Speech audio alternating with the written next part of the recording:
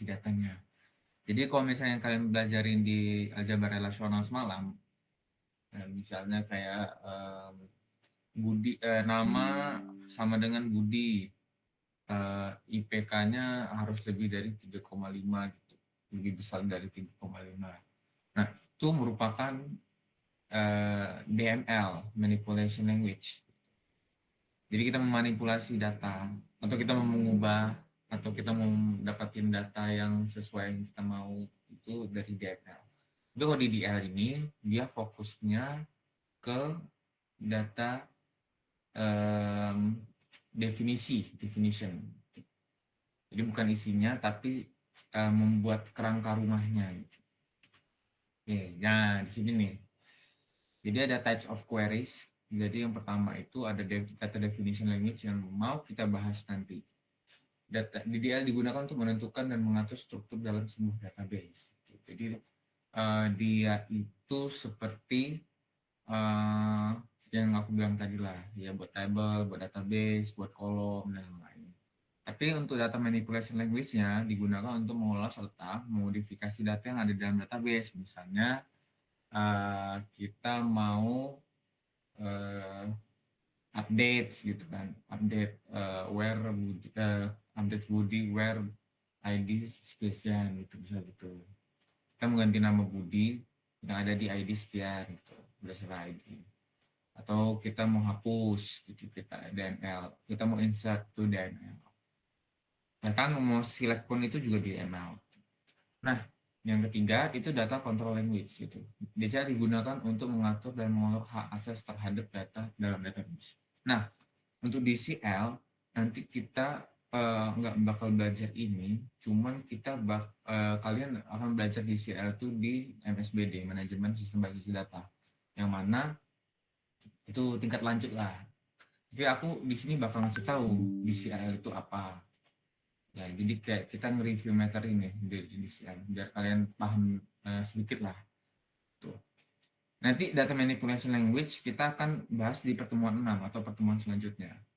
Transaction control language bakal ini memang requestan dari Bu Sarah buat di review materinya. Jadi bakal ada materinya nanti di akhir. Ke DCL belum memang benar-benar di MSBD nanti lah kalian bakal belajar. Jadi sederhananya seperti ini. Ini aku kasih. Misalnya kalau kita cari di sini satu isu. Nah, kita login lah ya. Satu isu kita login, satu mahasiswa. Nah, misal nih, ini kan masih dibilangnya kita di path mahasiswa. Kalau dosen dia tinggal buat gini masuk ke page dosen. Tapi di satu usul ini karena ada middleware, ya kita kalau misalnya di Laravel, kalau kalian udah belajar middleware itu kayak hak akses juga, tapi versinya Laravel. Kalau ada middleware, dia bakal nge-return page 500 internal server error gitu. Nah, jadi kalau hak privilege itu, user privilege itu apa sih keunggulannya? Jadi sederhananya itu dia mengontrol hak akses. Gitu. Jadi hanya orang-orang yang memiliki roles tertentu yang bisa dapat akses datanya, melihat datanya, menghapus datanya, mengedit datanya. Jadi nanti bakal didefinisin tuh. Untuk hak akses manager dia bisa semuanya, bisa menambahkan data, bisa menghapus data, bisa mengedit data. Untuk karyawan hanya bisa melihat data. Kalau untuk manajer bos owner bisa semuanya lah, atau bisanya kalau kepala divisi hanya bisa menginsert data dan menghapus data gitu. Jadi setiap roles itu ada hak aksesnya, jadi ada di setting gitu hak aksesnya dia bisa ngapain aja. Jadi gini, pada saat anggaplah, jadi kalau misalnya UI-nya keluar kayak gini, ini biasanya dari mungkin dari front end-nya lah gitu. Jadi dia bakal nyeting kalau misalnya si path-nya itu nggak cocok, dia bakal internal server error. Oke, in case si front end-nya nggak membuat seperti ini, artinya kita berhasil masuk ke page dosen dan kita harusnya bisa melihat data-data dosen. Tapi karena kita menggunakan DCL hak akses kita, jadi karena hak aksesnya mahasiswa, walaupun kita sudah menulis linknya dosen slash home, itu nggak bisa kita akses datanya. Jadi mungkin nampaklah tabel-tabelnya, anggaplah kayak gini ya. Mungkin adalah tabel-tabelnya. Tuh, kalau misalnya biasanya kalau di satu dosen tuh ada tuh absensi, nama-namanya siapa aja, ada tabel-tabelnya, tapi datanya nggak keluar. Alias kayak "Ya udah ini kosong semua, ini kosong semua. Ini cuma tanggal doang. Terus ya kosong semua, ini nggak ada orangnya gitu. UI-nya ada nih satu dosen, Jumat segala macam beranda tagihan semester dan apa data-data yang lain. Tapi eh, nggak bakal apa namanya nggak bakal keluar datanya gitu. Jadi cuman pure UI-nya doang. Itulah DCL keunggulan. Jadi kayak kita itu ada double bodyguard di platform kita. Yang pertama dari yang Laravel, kalau misalnya ada orang bisa berhasil mengakses, tapi datanya nggak dikasih tahu. Gitu. Nah biasanya hak akses itu dibuat dan diatur di sini login. Jadi nanti ada username-nya bisa kita buat sama passwordnya yang bisa kita buat sendiri gitu. Tapi nanti kalian bakal belajarnya di manajemen basis data sama Pak Dedi. Kalau sama aku waktu itu sama Pak Dedi ya, tapi nggak tahu sama kalian. Nah, OTCL itu sederhananya itu kayak nanti bakal satu data yang masuk ke database, anggaplah ini data masuk ke database. Nah, anggaplah data itu kan cepat ya masuk ke database. Anggaplah datanya itu banyak. Anggap dia kita bilang ada 3 detik. 3 detik untuk masuk ke database. Tapi di selang-selang pada masuk pemasukan data ke database dalam 3 detik ini, misalnya anggaplah detik kedua detik itu gagal. Nah, pada saat gagal eh, datanya masuk, kayak misalnya anggap ada mati lampu, koneksi terputus, atau ada case-case yang lain yang bisa menggagalkan proses pemasukan data ke database, itu dia nanti bakal di rollback gitu. Di rollback artinya datanya itu ditarik lagi gitu. Jadi dia nggak separuh aja yang masuk, kan karena masih 2 detik, yang harusnya 3 detik masuk kan 2 detik, otomatis kan masih adalah separuh masuk. Cuman um, karena menggunakan transaction, jadi dia di rollback lagi. Datanya masuk enggak gitu. Jangan separuh masuk, separuh enggak gitu. Jadi kayak pemastian aja gitu. Data itu harus sekali masuk, kalau nggak bisa nggak sama sekali. Seperti itulah untuk transaction. Tapi nanti bakal kita singgung kok. Jadi kita akan bakal belajar. Oke, jadi di sini ini ada beberapa query tulisannya. Jadi misalnya kalau di DL itu ada create, alter, drop, truncate. Lalu ada DM itu select, insert, update, delete. Lalu kalau misalnya di CL itu ada grant, revoke. Ini yang tadi kita membuat hak akses menggunakan grant, revoke ini untuk menghapus hak aksesnya, transaction, save point, rollback, commit. Nah, jadi kita akan fokus dulu ke data definition language. Minggu depan kita bakal masuk ke DM.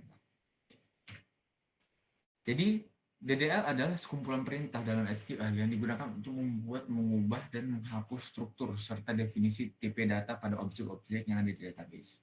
Nah, objek-objeknya apa aja? Nah, di sini tuh ada objeknya si database itu sendiri yang kita olah sama table. Sisanya nanti bakal kalian pelajari di manajemen sistem basis data. View itu apa? Jadi sederhananya view itu untuk virtual tabel ya. Tabelnya itu sebenarnya nggak ada, cuman kalau kita mau ngumpulin beberapa data, kita mau nampilin beberapa data menggunakan view, nanti di websitenya tinggal panggil aja view-nya gitu. Kita panggil view-nya udah. Jadi lebih simpel pakai view index untuk lebih pencariannya lebih cepat.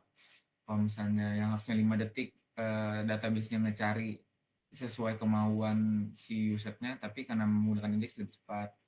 Prosedur itu kayak fungsi, cuma dia nggak mengembalikan nilai. Function itu ya benar-benar fungsi tapi mengembalikan nilai. Trigger itu dia seperti fungsi tapi dia bakal berjalan kalau misalnya di trigger, dipancing gitu. Misalnya si Tono mencet tombol ini, otomatis dia nge-trigger datanya bakal mengubah apa sesuatu sesuai dari ketentuannya. Oh ya, jadi kalau teman-teman kalau misalnya ada pertanyaan langsung aja cut open mic soalnya aku nggak akan ngelihat di apa namanya nggak akan ngelihat di layar Google Meet-nya, jadi nggak apa-apa.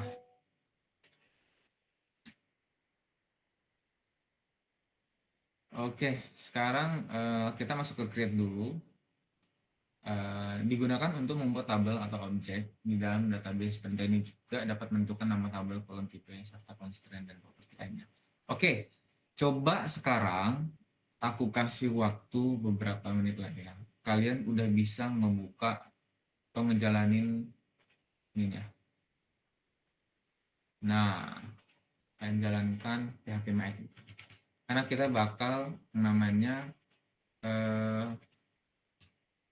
hands on, sekalian hands on.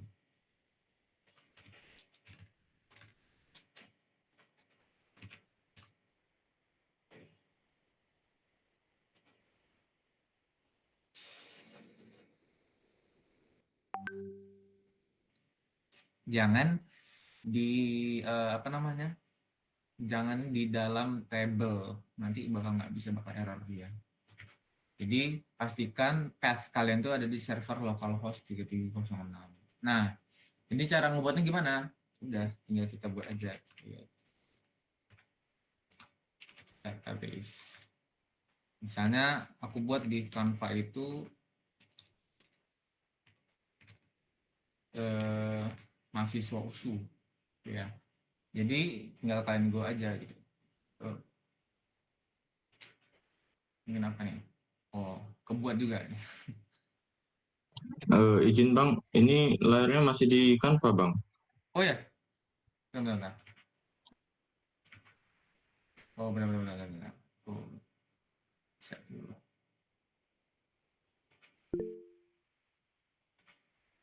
Belum. Nah, Udah Bang. oke. Nah, kita masuk lagi tadi kita oh ya, pastikan untuk nge-create database kita itu ada di bagian server localhost. Tadi udah aku create ya. Buat aja yang di sini tuh create database mahasiswa USU. Jadi kita bedah ya, apa sih yang kenapa dia bisa terbuat. Jadi create ini kita buat di sini harus kita definisiin. Sebenarnya bisa create view, create table, create function dan lain-lain. Tapi di sini kita mau buat database, jadi kita buat create database. Jadi kita kasih tahu tolong buatkan di sini database-nya itu kayak kita ngasih tahu apa yang mau dibuat. Nah, di sini nama database kita. Jangan lupa eh, titik komanya. Nah, tolong buat database dengan nama mahasiswa USU. Gitu ya bahasa manusianya. Jadi, terbuatlah mahasiswa USU. Di sini ada node dengan sintaks ini otomatis bakal membuat database mahasiswa USU. Node-nya di sini use untuk gunakan database. Show untuk menampilkan objek. Jadi, kalau kalian dia berada di server localhost, kalian buka SQL-nya, SQL di sini. Ini ada database SQL, kalian pencet SQL. Nah, di sini ada tulisannya, kan SQL queries on server localhost. Jadi kalian nge-query itu di dalam localhost, bukan di tabelnya. Jadi kalau misalnya kita buat create table nih misalnya,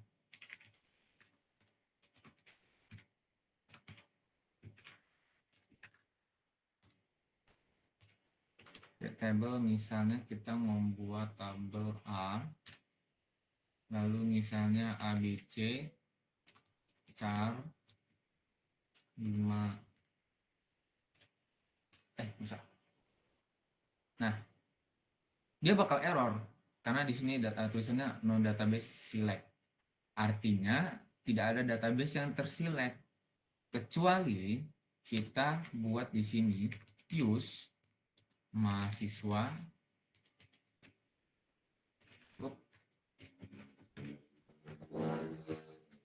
USU. Nah, kecuali kita buat mahasiswa USU, kalau kita go hasil, dan dia bakal buat nah, tabelnya di dalam mahasiswa USU. Jadi gitu kalau misalnya kalian di server localhost. Tapi kalau misalnya kalian di database, dalam database-nya nggak perlu menggunakan use lagi. Kan kita path-nya di luar gitu. Jadi kita harus pakai use biar sistemnya tahu, oh kita harus menggunakan database mahasiswa USU. Gitu. Nah, kembali lagi kalau show itu untuk menampilkan ya. Tapi aku nggak tahu di sini. Biasanya aku pakai di apa ya? CLI untuk cari tahu apa aja database yang aku punya. Misalnya show database. Nah, ini untuk ngelihat, oh ya bisa nih. Jadi untuk ngelihat kita tuh ada database apa aja gitu. Mahasiswa USU, MySQL, Performance Schema, ada semua. Itu. Jadi show itu untuk menampilkan database kita itu ada apa-apa aja, atau misalnya kita bisa menampilkan objek, berarti ini bisa kita buat show table, untuk show view, trigger function, use untuk gunain yang aku bilang tadi. Kita tuh path-nya kalau misalnya di luar dari table-nya. Oke, lanjut. Saya lagi kalau misalnya kalian masih bingung atau apa, nggak apa-apa, langsung on mic aja. Aku nggak ngeliat mic soalnya. Nah, create ini digunakan untuk membuat table atau objek baru di dalam database. Perintah ini juga dapat menentukan nama tabel, kolom, tipe data, serta oh ya, ini tadi create udah.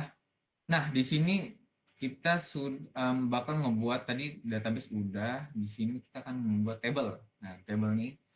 Jadi untuk create table, kita harus ada di mahasiswa USU, alias di dalam tabelnya. Ya, tadi di server localhost kan harus menggunakan use, tapi kita bakal masuk ke path mahasiswa USU. Caranya gimana? Ya udah kita cari aja database mahasiswa USU di bagian kiri ini, kalian pencet, lalu kalian ke SQL-nya. Dan pastikan di atas path-nya itu server localhost, habis itu dia merujuk ke ada tanda besar double gini ke database mahasiswa USU.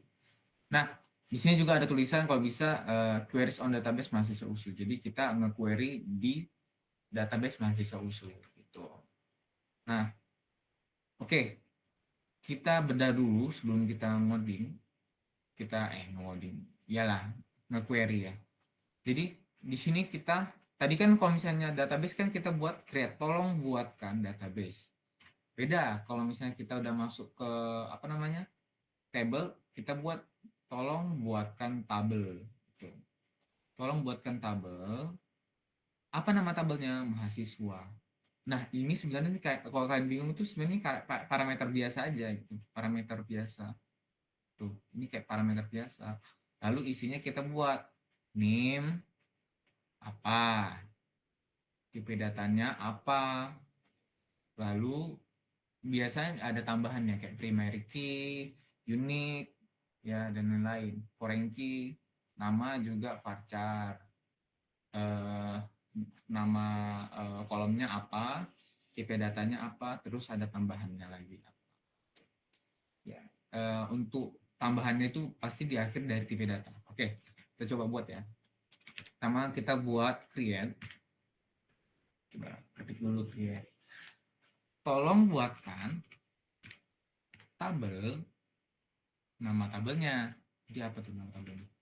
Mahasiswa ya. Mahasiswa. Mahasiswa. Nah, kita buat dah parameternya. Jadi kalau misalnya kalian udah paham fungsi, harusnya kan, oh ini parameter biasa gitu. Kita kayak di dalam parameter ini kita bisa kasih kayak tolong buat database mahasiswa. Di dalam parameter kita buat apa-apa aja nih detailnya. Tuh, misalnya kayak tadi name, name, varchar. Nah, yang perlu kalian perhatikan sebenarnya kayak kita membuat create table ini bisa menggunakan huruf kecil. Udah pernah aku singgung soalnya di pertemuan pertama, kapan ya aku lupa. Cuman ada aku singgung. Jadi bisa pakai tulisan kecil ya, jadi nggak harus tulisan besar terus. Soalnya dia nggak case sensitif gitu. Ini varchar, misalnya kalau 241402134 10 ya. Tadi 10 ya. Tulis 10. Kita buat 10. Nah, jadi tolong buatkan nama tabel, nama kolom, ya. Habis itu varchar tipe datanya apa. Kalau di sini aku buat varchar ukurannya berapa, 10. Lalu di sini bisa kalian tambahin. Misalnya kalau NIM itu kan dia adalah PK ya biasanya. Dia yang define, nggak pernah sama gitu. Dia benar-benar satu. Artinya ya udah kita bisa nambahin di sini primary key gitu. Jadi habis tipe data ini biasanya itu dia kayak nambahannya lah, mau nambahan ngedetailnya dia itu sebenarnya apa. Oke, kita ke bawah dulu. Jadi karena kalau misalnya kalian ada beberapa atribut lagi yang perlu ditambahkan, karena harus menggunakan koma. Nah, koma kita lihat tadi apa ya? Nama varchar 50. Nama varchar 50. Nah, kayak aku bilang tadi, ya nama tipe data nama itu nama kolomnya, varchar itu tipe datanya, 50 itu ukurannya berapa. Nah, kalau misalnya udah stop nih, udah nggak buat nama-nama atribut lagi, ya udah nggak usah menggunakan koma lagi. Ya, nanti bakal error. Karena dia ada di akhir, ya udah nggak usah menggunakan koma. Jadi sebenarnya pada dasarnya visualnya itu dia tuh seperti ini guys. Visual aslinya itu dia gini. Nah, aslinya itu gini, kayak parameter dia. Cuman karena kita pecah tadi ya biar enak dilihat jadi gitu. Nah, jadi kalau misalnya kita go, boom, mahasiswa. Terbuatlah satu tabel mahasiswa, NIM, nama. Kita lihat strukturnya, kita pastiin. Oke, varchar 10, varchar 50, oke, udah. Di sini karena kita menggunakan PK tadi primary kita buat. Jadi dia ada kunci emasnya gitu. Nah, gitu teman-teman, untuk membuat create sampai sini aman lah ya. Kalau misalnya ada pertanyaan langsung cut aja. Izin Bang mau bertanya. Oke. Nah, sebelum kita lebih jauh ini, kita bahas dulu yang namanya tipe data. Jadi tipe data itu nggak hanya ada varchar, nggak hanya ada char, integer, sebenarnya itu banyak. Nah, oke, kita masuk ke data type in square. In English, we say square. Oke, jadi yang pertama itu ada tiny t, small integer, medium integer, integer, dan big integer. Dan yang paling umum kita gunakan itu adalah integer. Ya, jadi di sini ukuran byte-nya ya, per byte. Byte-nya itu ada 4 byte. Nah, byte. Ada 4 byte. Range jangkauan unsigned. Jadi range jangkauan ini yang unsigned itu dia 0 sampai berapa nih? 4 miliar. 4 miliar, ya 4 miliar, 4,2 miliar. Jadi artinya dia bisa membuat, jadi gini, di dalam sintaks itu kita bisa menambahin sintaks unsigned. Jadi misalnya integer unsigned, artinya integer itu dia nggak bisa akses angka minus, dan paling kecil itu adalah 0. Jadi biasanya untuk apa? Untuk umur. Umur kan nggak mungkin minus, gitu kan? Apalagi yang nggak mungkin minus. Mungkin ya paling umum umur lah ya. Umur, jumlah SKS, views YouTube itu kan nggak bisa minus. Kalau saldo masih bisa minus, gitu kan? Jadi misal dia udah nggak ada duit lagi, nol duitnya, habis itu kena bayar admin. Apa sih? Di bunga itu kan bisa ada per bulan yang bayaran. Soalnya aku pernah kena itu minus 6.000 duitku. Nah, kalau misalnya side, nah kalau misalnya ini itu kita nggak perlu membuat sintaks kayak gini, unsigned, enggak. Kita perlu kayak buat integer aja, tapi range jangkauan itu jauh lebih sedikit untuk yang positif. Tapi dia dapat yang minusnya. Ya, jadi bisa akses angka minus 2,1 miliar, bisa juga akses angka 2,1 miliar, yang satu negatif, yang satu positif. Maksudnya ukuran banyak per charnya atau beneran angka. Iya, ini beneran angka. Jadi misalnya kita taruh 5 miliar, dia nggak bisa masuk kalau misalnya integer. Ya, jadi benar angkanya, bukan jumlah per char angkanya ya. Kalau per char angka itu kan satu, dua, itu kan per charnya, tiga, enggak. Ini benar-benar pure angkanya. Oh, integer udah banyak kali nih, ada 4 miliar. Berarti ada 4 miliar kita bisa buat ini kan enggak, enggak. Nah, jadi di sini aku kasih tahu, gunakan integer dengan bijak. Pergunakanlah untuk sesuatu proses yang dapat mengoperasikan angka, misalnya total belanja, saldo bank, jumlah pekerja, ya, like, views. Jadi gini, pada saat kalian menggunakan yang namanya nomor telepon, itu mau nggak mau kalian menggunakan big integer. Kenapa? Big integer itu, bayangin aja itu kalian makan data gitu. Untuk kalian harus menginisialisasi ukuran 8 byte untuk sebuah nomor telepon yang harusnya bisa menggunakan char atau varchar. Jauh lebih fleksibel dari sana. Tapi kita karena, wah aku menggunakan nomor telepon. Nomor telepon itu ada berapa tuh? 4, ada 12. Ya kan? Ada 12. Ya, 12 habis itu jadi kalau 12 digit itu untuk integer itu nggak cukup gitu ya. Integer itu nggak cukup, jadi harus menggunakan big integer. Jadi bayangin aja nomor telepon itu buat apa kita ngebuat big integer untuk hanya nomor telepon. Dan nomor telepon itu nggak akan kita lakukan yang namanya itu pengoperasian ya. Pengoperasian itu biasanya untuk nambah. Nah, yang bisa aku bilang ini kan operasi. Total belanja. Total belanja itu adalah hasil yang dihasilkan dari misalnya ya produk A, B, C, tambah, tambah, tambah, tambah, jadilah hasilnya. Saldo bank juga hasil. Kita deposit, kita tarik, withdraw, juga berkurang, bertambah. Jumlah pekerja eh, yang non statis ya, artinya jumlah pekerja itu bisa bertambah atau bisa berkurang gitu. Habis itu like itu kan bertambah terus, viewsnya juga bertambah terus gitu. Itulah bentuk dari kita harus bijak menggunakan integer. Nah, kasusnya apa? Nah, kalian tahu kan, fun fact, sebenarnya Gangnam Style nih. Nah, tahun 2012 ini pernah ngebuat sejarah YouTube, jadi harus bongkar sistem. Jadi gini, pada saat itu si video Gangnam Style itu tembus sampai lebih dari 2,1 miliar. Lebih dari 2,1 miliar, dan buktinya apa? Semalam aku lihat di aku viewsnya itu pada tanggal 22 Maret tahun 2026 itu udah 5,8, hampir ke 6. Nah, terus itu ditonton sebanyak itu. Lalu pada saat itu view count YouTube itu masih menggunakan yang namanya integer.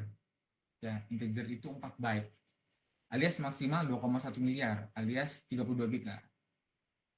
Jadi bit sama byte ini beda ya. Dia dikali 8. Jadi ini kan jadi 32. View count integer maksimalnya 2,1 miliar. Sementara pada saat itu kondisinya itu udah melebihi dari 2,1 miliar. Udah harusnya ya, faktanya itu di orang ngeliat itu udah 2,2, 2,3. Sistem YouTube error karena overflow data. Jadi nggak bisa nampung datanya. Jadi otomatis YouTube terpaksa bongkar sistem untuk mengubah view count menjadi bit integer 8 byte. Jauh lebih besar alias 64 bit. Itulah sejarah yang kenapa waktu itu video ini bisa membuat kantor YouTube tuh panik gitu. Karena error sistemnya. Tipe datanya masih integer, bukan bit integer. Jadi harus kita bijak-bijak. Karena orang tuh mikir, nggak mungkin di tahun 2012 ada orang menonton sebanyak miliaran. Lebih dari 2,1 miliar itu impossible. Tapi ini dibuktiin sama si Gangnam Style. Gue bisa kok ngebuat lebih dari 2,1 miliar. Dan hasilnya ya, itu. Akhirnya YouTube sekarang udah bikin dia jutaan berapa. Jadi paling maksimal orang bisa nonton sampai berapa ya? Sampai ini udah banyak banget nih. Sekian lah gitu lah ya. 9 sekian. Nah, lalu ada tipe data yang lain itu float, double ya. Kalau float itu bisa nampung banyak sampai komanya banyak. Kalau double juga udah aku kasih tau juga ya, kalau misalnya range jangkauan sign sama yang sign. Lalu ukurannya juga 4x8.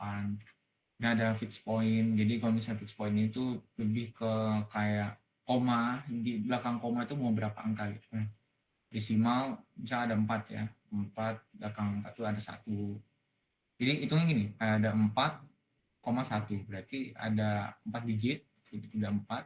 Satunya itu adalah satu angka di belakang koma. Ini 6. Tuh, 2, 3, 4, 5, 6. Ada dua angka di belakang koma. Dua angka di belakang koma. Pas. Desimal. 3 ya. Itu 2 di belakang. Ini desimal 8, 8 biji. Ada 2 di belakang. Tapi kalau untuk byte-nya, aku cari tabelnya di sini belum tertera ya. Cuma belum aku cari tabel juga. Nah, di sini ada char dan varchar. Sebenarnya aku udah ada singgung ini di awal pertemuan. Kalau misalnya kalian masih ingat, bagus, mantap. Tapi mungkin ada yang beberapa yang belum ingat atau yang nggak tahu. Jadi sebenarnya varchar sama char ini bedanya. Atau ada yang tahu nggak? Ada yang mau resen nggak? Bedanya gimana? Saya bang, Boleh, gas. si Char itu dia fix ya bang. Jadi kalau misalnya kita pesan 10 Char, berarti dia anu apa? Misalnya kita cuman ngetik Rafa gitu 4 doang, sisanya tuh masih ada di situ. Jadi dia bumbung memori. Nah, Sedangkan Varchar tuh dia misalnya maksimal 10, kita isi Rafa cuma 4. Nah sisanya tuh gak terhitung di dalam memori bang. nah, mantap, mantap. Betul ya kata Rafa ya. Jadi cara itu dia diinisialisasi 5, ya udah dia tetap 5 byte. Walaupun dia mau ada carnya pada dasarnya karakternya ada 2 doang, ada udah 4 atau enggak ada sama sekali udah diinisialisasi. Tapi kalau varchar itu dia fleksibel ya. Jadi kalau misalnya dia 2 ya udah dia 3 byte. Ini kenapa 1 byte? Karena pada saat kita menginisialisasi kosong, ya kosong aja itu dia udah makan 1 byte. Jadi lalu ditambahlah sama karakter yang ditambahkan 2. Ini kan makanya 6 bukan 5. Jadi untuk varchar itu baiknya kita harus sisain satu ukuran lagi. Jadi maksudku kalau misalnya nomor HP tadi 12, jadi kita harus sisain sampai 13 ukurannya gitu. Karena kenapa? Karena dia ditambah satu gitu. Karena kita belum menginisialisasi karakternya itu udah makan 1 byte. Otomatis kalau udah 12, ya udah jadi 13. Ini 5 varchar, tapi kalau kita buat dunia udah 6 byte. Jadi harus kita tambahin satu ukurannya. Nggak harus sih, tapi lebih baik gitu. Jadi nggak pas-pasan nggak makan ini. Oke, thank you Rafa udah ngasih penjelasan. Kita lanjut lagi ya. Nah, di sini ada teks, ada tiny text. Ini 255 byte. Jadi ini lebih banyak ya, teman. Kita bisa buat 295 karakter. Jadi ini semua kalau kita lihat ya, kalau kita lihat itu sebenarnya dia itu per char ya, 1 byte itu satu karakter. Tuh. Ini 16 juta byte, berarti 16 juta karakter. Long text 4 miliar, 4 miliar karakter. Biasanya teks ini gunain buat apa sih? Buat blog, buat berita. Ya, itu kan banyak tuh kan yang harus dibuat chartnya, karakter tulisannya kan banyak. Jadi harus menggunakan long text dan itu juga harus disimpan gitu. Itu menggunakan sistem CRUD juga. CRUD, create, kita create, habis itu update, ya habis itu dia masukin ke insert, habis itu nanti data yang dimasukin itu bakal nampil di platform kita ya. Gitu. Oke, kita lanjut ya. Nah, ada date ya, date itu untuk tanggal doang, date time itu tanggal sama waktu, timestamp itu ini lebih lengkapnya gitu. Jadi bisa menggunakan tanggal, tahun, hari, waktu, timestamp. Bentar, kayaknya sama ya format penulisannya. Cuman kalau misalnya kita lihat di date time ini jauh lebih range-nya lebih luas sampai tahun 1999. Tapi kalau misalnya yang date time ini hanya sampai 2038. Tuh. Jadi kalau misalnya di atas kita udah di tahun 2040 harus pakai datetime ya, nggak pakai timestamp lagi. Dan ini juga ukurannya juga beda-beda di byte yang ini sensor. Lalu ada time waktu dari 838 ke 59 ya gitu. Tuh bukannya nggak bisa 59 ya. Gitu ya. Jadi ukurannya 3 byte, ini formatnya seperti ini. Di year itu dia ada year 2 sama year 4. Kalau year 2 itu dia hanya menampilkan angka 0 sampai 99. Tapi jarang digunain sih.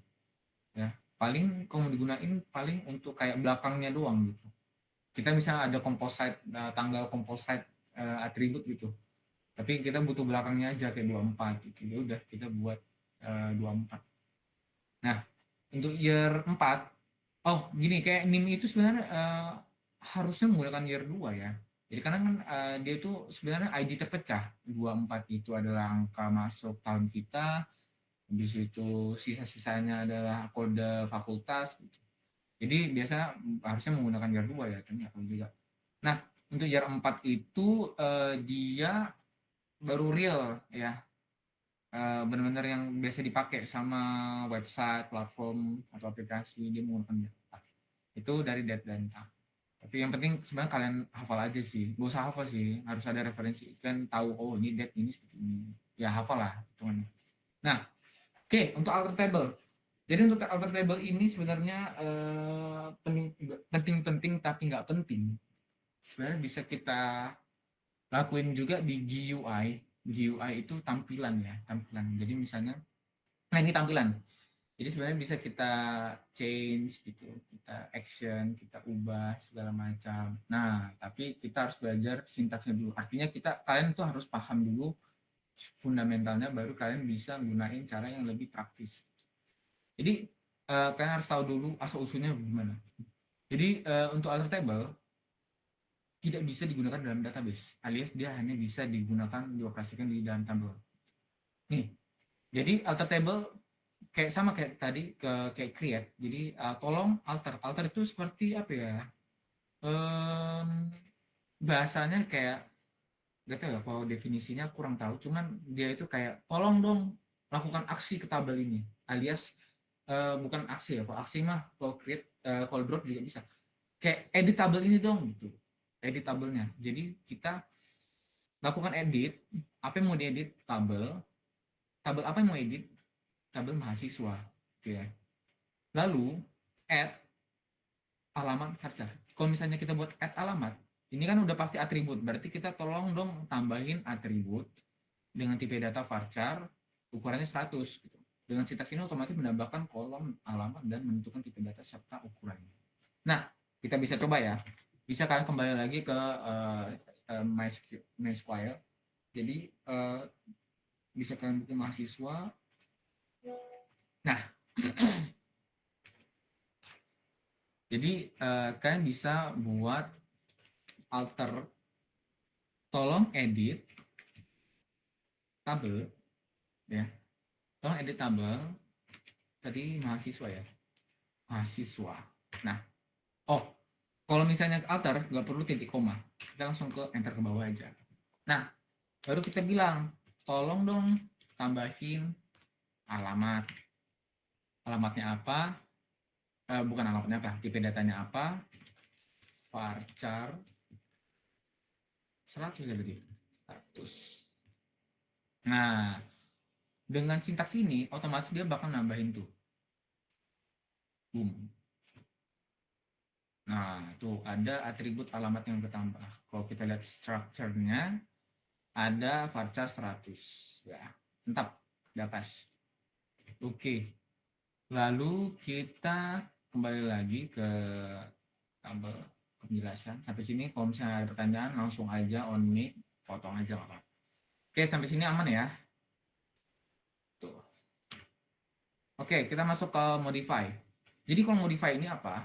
Modify itu sebenarnya itu dia mengubah tipe datanya aja, tapi nggak bisa mengubah namanya. Jadi kita melakukan pengeditan data mahasiswa, modify alamat sama dengan teks. Oke, kita ubah lah ya, alamat menjadi teks. Misalnya tadi, oh ya, SQL tabel mahasiswa. Nah, tak pastikan kita itu ada di tabel mahasiswa ya, jangan di database siswa aja. Nah, lalu kita buat nih tadi ya, alter table ya. Alter table, tolong dong edit tabel.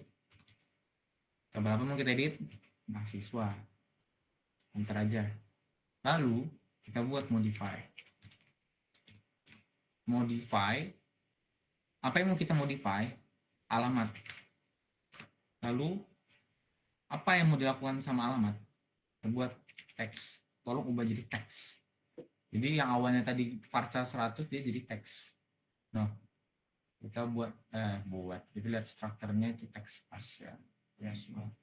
Ya, artinya kalau misalnya udah berubah ya udah berarti kita udah hasil saksi.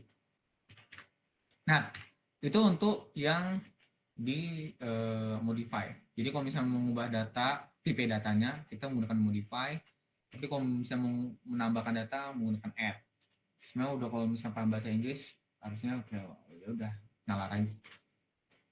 Nah, ada change. Jadi change ini apa? Change ini dia merubah yang namanya atribut beserta tipe datanya gitu. Jadi misalnya aku mau ngubah jadi medium text. Nah, kita coba ketik ya, alter table. Tolong dong aku mau ngubah alter table. Kita mau ngubah yang namanya table. Apa namanya tablenya? Mahasiswa. Lalu kita enter aja. Nah, lalu kita change. Ubahlah kolom alamat atau atribut alamat menjadi alamat mahasiswa usu. Mahasiswa usu. Habis itu kita tambahin tipe datanya yang mau diubah, medium text. Nah, otomatis jadi gitu ya bahasanya. Ubahlah apa yang mau diubah, atribut alamat. Lalu diubah jadi apa? Alamat mahasiswa usu. Tipe datanya apa? Medium text. Usu. Bismillah. Nah, jadi jalan dia, alamat mahasiswa usu. Kita lihat strukturnya apakah sesuai, medium text, oke udah sesuai. Jadi gitu ya untuk keduanya gitu. Jadi itu, nah ini untuk rename column. Jadi gimana caranya kita melakukan aksi di tabel mahasiswa, kita rename column-nya yang awal jadi alamat mahasiswa usu menjadi alamat mahasiswa. Itu. Alamat mahasiswa usul jadi alamat mahasiswa. Jadi di sini nggak bisa kita rename juga ya, atau kita ngubah tipe datanya. Jadi benar-benar rename column doang. Jadi kita coba ya. Nah, kita coba alter table. Tapi kalau misalnya kalian buat kecil gini nggak apa-apa ya. Kita coba nggak sempat terlanjur buat gini nggak apa-apa. Dia masih bisa juga.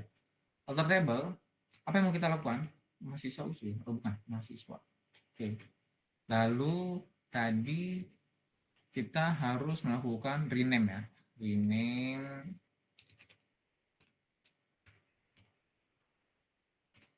kita mau melakukan rename column yang awalnya tadi alamat mahasiswa usu to ke alamat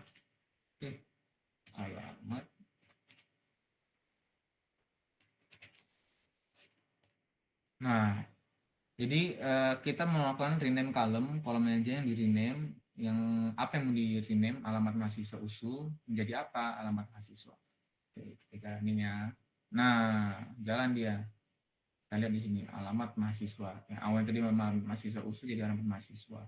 Itu ya kalau kita nge-rename column. Jadi yang bisa mengubah itu hanya nama column-nya aja. Tuh. Nah, yang ini ada namanya drop column ya. Jadi kalau misalnya kita mau menghapus kolom itu juga bisa. Sebenarnya dari sini bisa. Kita tinggal drop lah, pencet tab, udah selesai. Tapi kita harus tahu fundamentalnya. tabel mahasiswa. Lalu apa yang mau kita lakukan ya? Tadi drop column. Yes.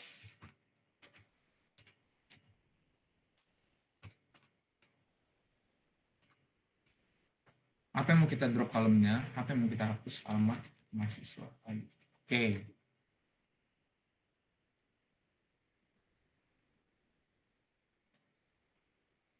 Hasil alamat mahasiswa udah terhapus. Itulah.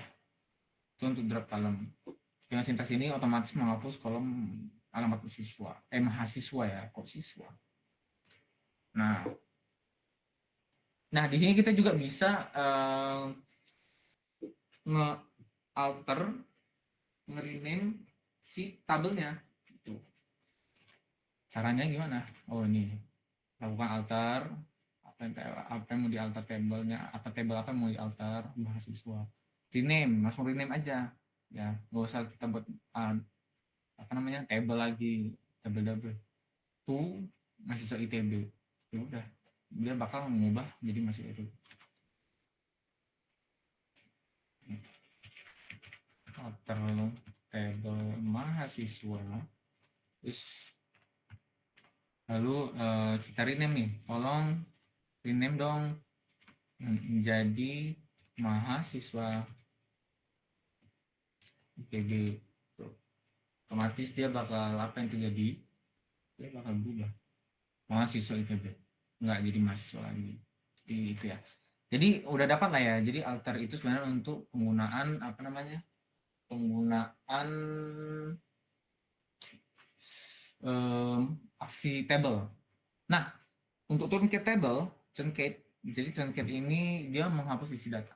Sebelum kalian truncate, kita harus perlu datanya. Jadi kalian bisa ke Notion dulu, guys. Kalian ke Notion, yang aku kasih linknya, kalian buka yang namanya guidebook kita. Kalian ke query DDA. Kalian ke query DDA. Nah, di sini ada data dummy for truncate. Ini bisa kalian copy, guys. Nih, aku tunggulah. Lagi buka, cari-cari. Nih, Notion-nya. Yuk.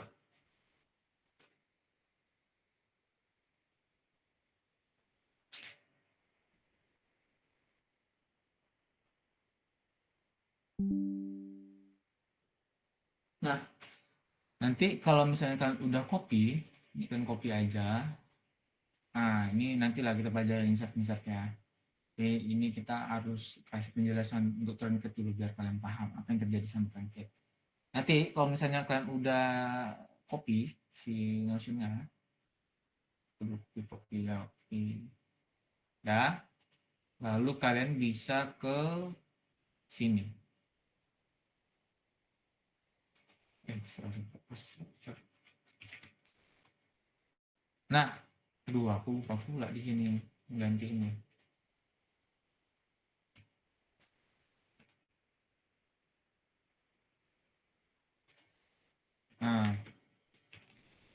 Nah, ini kalian ganti ya. Tadi insert into. Jangan lupa, tadi aku lupa gantinya. Mahasiswa ITB. Nah, values-nya apa? Inilah values-nya. Ini udah tunggu aja dulu. Biar kalian tahu. Nah, inilah data-datanya. Udah masuk semua. Oke. Kalau udah masuk, kalian go aja. Kalian copy paste lagi. Kalian go langsung. Kalau ada yang error, bilang. Pak, error bang. Kemungkinan error sih nama insert intunya sih. Insert intunya kemana? Tadi aku buatnya mahasiswa pula. Yang di Notion. Jadi salah. Jadi harus kalian buat jadi mahasiswa ITB ya. Bukan mahasiswa aja.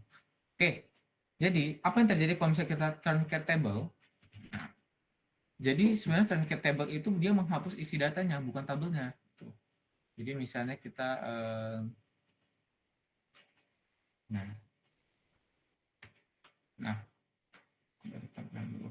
nih aku jelasin dulu ya. Simple sih ini, harusnya bisa nalar ya. Truncate, kita tolong dong lakuin truncate. Apa yang mau di truncate? Table. Table apa? Table mahasiswa ITB. Ya udah. Dengan ini sintaks ini otomatis menghapus isi tabel mahasiswa USU. Ya, mahasiswa ITB.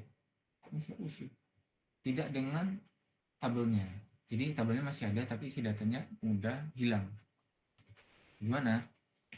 Truncate table mahasiswa ITB. Ya. Jadi tolong dong truncate tabel apa mahasiswa ITB.com. Jadi kalau kita lihat tadi ada datanya ya. Jadi pas kita go, do you really want to execute? Ya. Oh benar, mau eksekusi ya. Oke. Dor. Oh, hilang. Jadi gitu ya. Otomatis dia hilang. Itulah si truncate. Tapi tabelnya masih ada. Wow, gitu ya. Nah, habis itu kita lanjut nih. Itulah si truncate. Jadi yang before truncate yang ada datanya kayak gini otomatis hilang kolomnya doang. Jadi tabelnya masih ada. Nah, yang terakhir coba kita hapus tabelnya juga. Oh, hapus tabelnya juga artinya ini juga hilang tabel. Kolom juga hilang.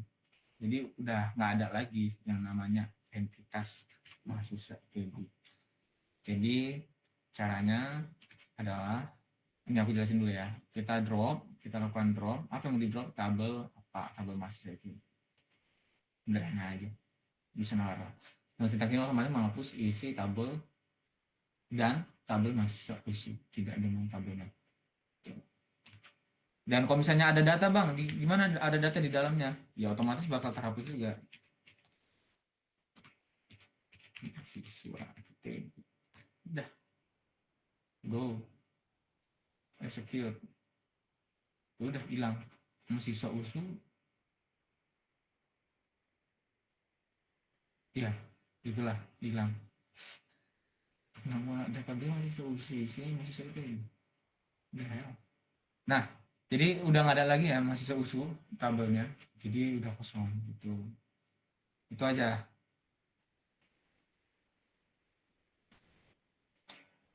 Hmm, sebenarnya aku mau ngejelasin lagi. Gak usah apa. Jadi, eh, eh, nah, jadi kita coba hands on lagi, kita ulangi lagi. Atau kalian ada yang mau hands on, mencoba praktekin ini? Kalian ada yang aku anggaplah ini kuis, kalau misalnya mau ada yang mau buat. Jadi nanti kalian share screen, kalian buat database banknya, ikutin aja. Nanti ada datanya yang insert di Notion, cuman itu aku sengajain salah. Soalnya biar kalian tahu gimana cara alter. Atau kita bahas aja. Mau bahas ya udah nggak ada kuis. Bahas aja lah ya. Atau ada yang mau? Oh, Hanan. Hanan mau coba. Anomali.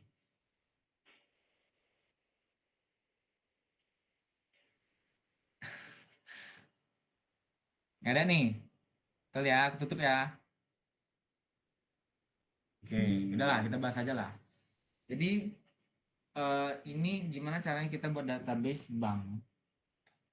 Jadi pertama yang harus kita lakukan adalah membuat database-nya. Isi aja. Localhost. Yang pertama kita harus create database. Wait guys, wait. Database. Nah, tolong buat database bank. Oh, database buat database bank. Go. Oke, ada database banknya. Habis itu step selanjutnya apa? Buatlah tabel nasabah yang menyimpan nama, nomor kartu, saldo, dan nomor HP. Berarti kita harus membuat create. Ini kalau misalnya udah ada, ini tinggalkan tab aja ya. Create table. Tadi apa tadi? Nasabah ya. Nasabah. Tolong buatlah tabel nasabah. Lalu isinya apa? Inilah isinya di parameter ini. Isinya nama dengan tipe datanya varchar, ukurannya berapa? Ikutin aja ya, 10. Oke. Lalu ada yang namanya nomor kartu. Nomor kartu tipe datanya apa tadi? Varchar 20. Varchar 20. Nah, ingat ya, kalau misalnya kalian itu ada atribut lagi, kalian tinggal buat koma. Lalu karena kita ada atribut lagi, buat koma lagi gitu. Saldo. Saldonya apa? Varchar. Kita buat 100. Ini aja dulu. Sama nomor HP ke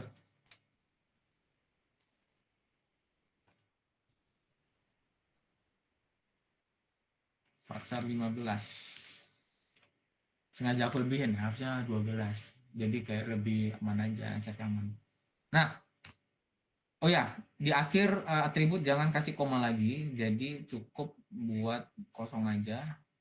Jadi koma itu dibutuhkan pada saat ada atribut selanjutnya. Ada atribut selanjutnya saldo kan, kasih koma. Ini saldo ada atribut selanjutnya nomor HP ya kasih koma. Oke ya. Buat nasabah dengan atribut nama nomor kartu saldo, tipe datanya varchar semua, ukurannya sudah jadi. Oke, tinggal kita go. Oke, ada nih nasabah nih nomor kartu saldo nomor HP. Pastikan oke. Nah, kalian bisa ke Notion, kalian coba masukkan yang ini.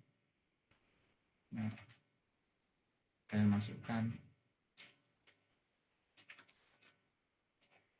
Boom. Ada error. Kenapa error? Di sini dia nggak sesuai. Nama yang kita buat itu kolomnya nama, lalu rekening bukan nomor kartu tapi dia rekening. Habis itu saldo kita itu sebenarnya varchar bukan integer, nomor HP kita udah aman harusnya. Ya. Jadi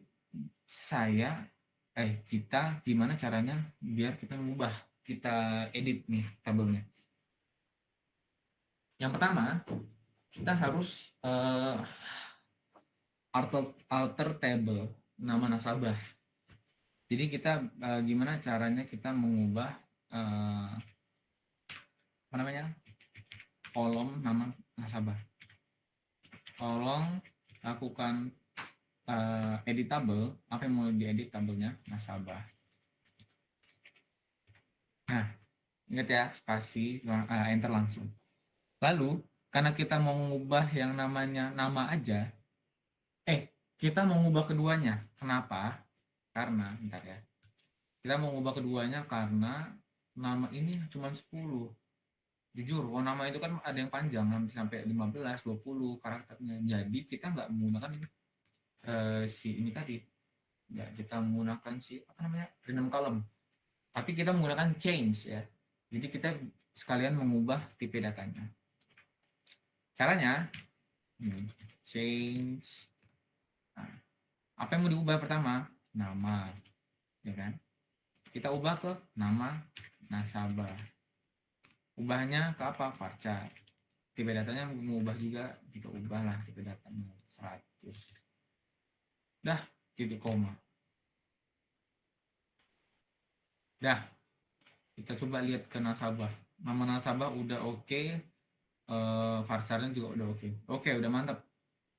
Nah, kita lihat lagi apa yang salah di sini.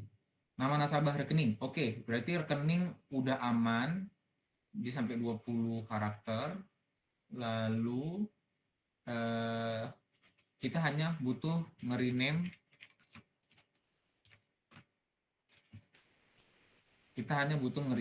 nama kolomnya aja.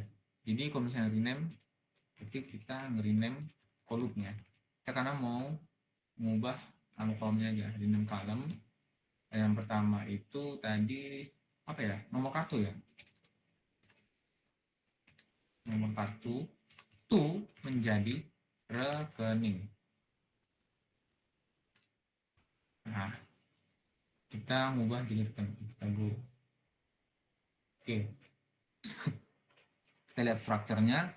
rekening udah aman, parcel 20. Oke, udah jadi rekening ya, karena kita mengubah nama kolomnya aja tadi.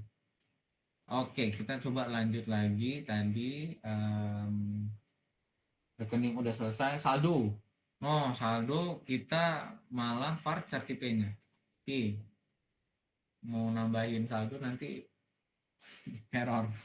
Jadi gimana caranya kita harus mengubah apa namanya tipe datanya aja gitu. Karena kan penamaan kolomnya udah benar. Nasabah, table nasabah, lalu kita buat di sini modify. Apa yang mau kita modify? Saldonya, lalu tipe datanya kita ubah big integer. Kenapa? Saldo orang bisa sampai miliaran bahkan triliunan, jadi integer lah. Jadi coba, oke, udah berhasil. Jadi big integer, tuh saldo big integer. Rekening udah aman, nama nasabah udah aman, ini semua udah aman, nomor HP udah aman, ini berapa digit nih, 12345 udah oke. Nomor HP udah aman, rekening udah aman. Oke, kita coba inject datanya ya. Kita copy lagi. Ini kita nggak tahu ada error. Kalau kita ada error, berarti kita harus kita solve. Kayak masukkan kita nunggu. Oke, ternyata bisa masuk. Ya, gitu ya. Jadi caranya kalau misalkan nggak bisa, kalian harus sesuaiin juga dan cara pengubahan nama kolom, nama tabel, nama dan lain-lain lah, tipe data dan lain-lain. Jadilah Andi 1319. Oke, udah sampai di sini aja.